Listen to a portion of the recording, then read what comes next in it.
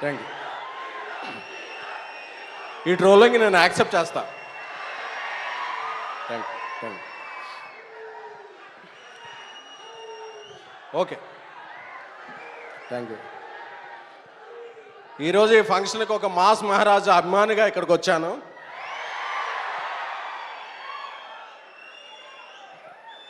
అంటే ఇరుముడి ట్రైలర్ చూడక్కర్లేదు, టీజర్ చూడక్కర్లేదు, సాంగ్ చూడక్కర్లేదు.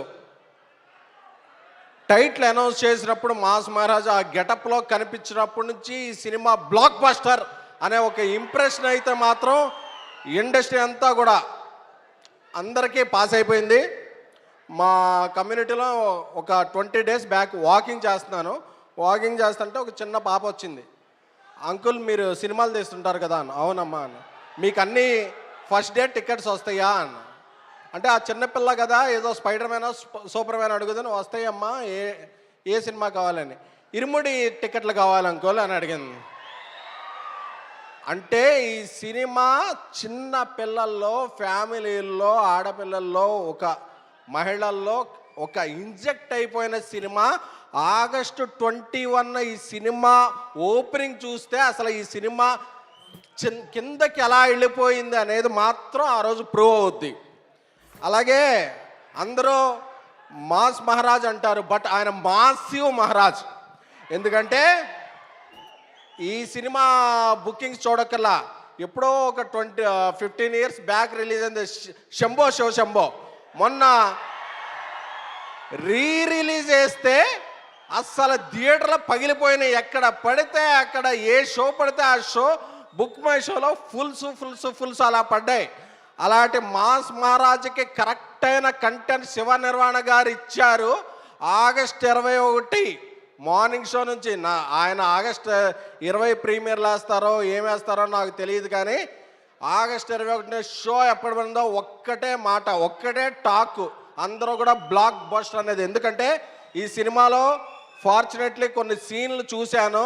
ఆ ఇంటర్వెల్ ఎపిసోడ్ ఏంటి, ఆ ఇరుముడి సెకండ్ హాఫ్లో వచ్చి ఆ పాట ఏంటి, ఇవన్నీ వచ్చేపాటుకు హైస్ ఉంటాయి కదా, ఇలాగ గూస్ బంప్స్ వచ్చేస్తాయి.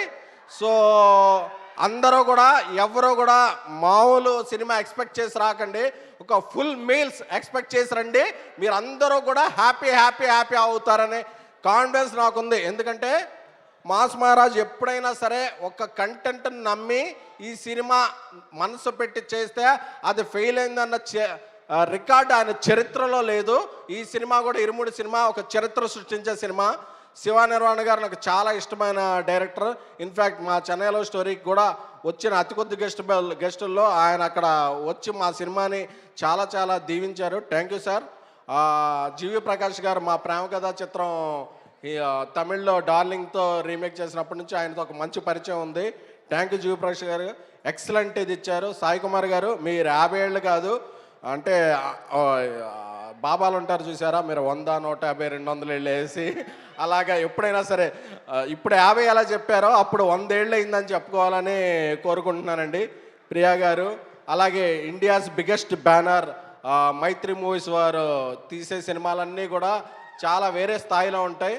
అంటే ఇక్కడే బుచ్చిబాబు గారు ఉన్నారు. పెద్ద సినిమా నుంచి ఇండస్ట్రీ అనేది ఒక రేంజ్లో ఉందంటే ప్రతి 2 వారాలకు బ్లాక్ బస్టర్ వస్తుంది, ప్రతి వారం 2 సినిమాలు ఆడుతున్నాయి. ఎవరో అన్నారు అప్పుడు థియేటర్లకు జనాలు రావట్లేదు, ఏం లేదు, మంచి సినిమాలు రాక వెయిట్ చేస్తున్నారు. మంచి సినిమాలు వస్తే టికెట్ తెంచేయడానికి థియేటర్లో అది book my show, district, walk in వచ్చి ఆడియన్స్ ఎప్పుడు ఉంటారు. మంచి సినిమా అనేది ఫెయిల్ అయిన దాఖలా ఎప్పుడు ఆడియన్స్ని ఎవరిని బ్లేమ్ చేయకండి.